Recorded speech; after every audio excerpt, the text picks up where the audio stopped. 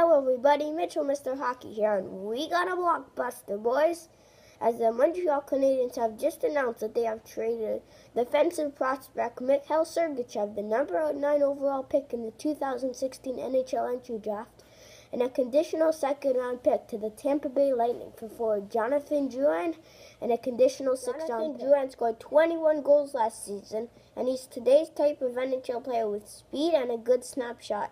We all remember in 15-16 he was demoted to the AHL and played 4 games in the NHL, but in 2016-2017 he was back in the NHL with the Tampa Bay. Montreal has had trouble scoring in recent years, and Carey Price's contract ends at the end of the 2017-18 season. And I think this is just like Mark Bergevin saying to Carey, "Look, Carey, we're not scoring that much, so I'm going to make all the trades we need to be able to be a good scorer." Within hours of the trade, Montreal signed Jonathan Drouin to a 6-year, $33 million contract, which comes out to roughly $5.5 million per season. I like that number for a guy like Jonathan Drouin because he's young, he can score, he brings you offense, and the Capitals' Alex Ovechkin, who scored 33 goals in the 2016-17 seasons, makes a little over $9.5 million each season. New Montreal Canadiens team, Drouin might play wing, but it's pretty obvious he's going to play center because if he played wing, then Montreal wouldn't have a lot of talent down the middle. Alex Galchenyuk, who scored 30 goals in the 2015-16 season, is not responsible enough to play defensively, says Canadiens coach Claude Julien.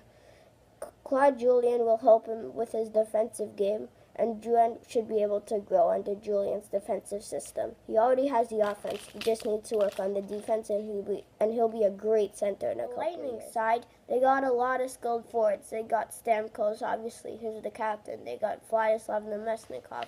They got Andre Palat. They got Tyler Johnson. They got Victor Hedman, their best defenseman, who can score a lot of goals. And Sergachev, who played 4 games for the Canadiens last year on defense, which is harder than a forward. I mean, if you're a forward and you're breaking out of your own zone and you are trying a pass and you turn it over, there's 2 defensemen behind you or 1 defenseman behind you who's probably going to be able to make a play. But if you're on defense and you turn it over, goalie's left by himself, which is harder. Also, there's 6 defensemen and 12 forwards. And now in a few years, Mikhail Sergachev and Victor Hedman might end up playing on their first D-line in Tampa Bay together, and that's going to be not fun to play against. I mean, Stamkos, he's going to be on the first line for probably the rest of his career. Vladislav Namestnikov is probably going to be on the first line. And maybe Tyler Johnson will be a wing on that line, or maybe center and Stamkos will be a wing. But anyway, that's going to be a tough line to play against, and no one will want to play against that line. The conditions on the picks are the same. If Mikhail Sergachev plays 40 or more games for the Lightning this season, the picks are not included. And if he does not play 40 or more games for the Lightning this season, the picks are included. I've never seen a pick conditions like this, but they're very interesting, but there can always be a first time. For the Tampa Bay Lightning, trading Drouin was a good move because Palat is a free agent, Johnson is a free agent, who are probably both going to sign new deals. But Drouin, Johnson, and Palat is going to be hard since Palat and Johnson are going to get bigger contracts.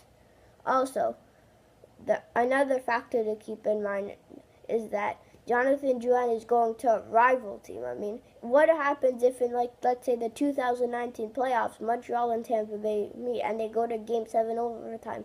What would Tampa fans do if Jonathan Drouin scores the overtime winner in Game 7 against his former team? That's the problem with trading key players to divisional rivals. Even Mikhail Sergachev, he might play a couple games next season and he might create a splash. To answer the question you've all been waiting for, guys. Who wins the trade? Now, honestly, I think it's pretty even. But since Drouin's a little better and he's going to be ready to play next season and Sergachev is like 50-50, he might go into the minors, he might not. I think that even though Tampa Bay got a second-round pick and Montreal got a 6th-round pick, I still think Montreal wins the trade. It's super, super close, but I still think Montreal will win. So that is how I see this trade. But what do you guys think? Go nuts in the comment section. Tell me what you think. Don't forget to click like and subscribe. Thanks for watching, and I will see you in the next one.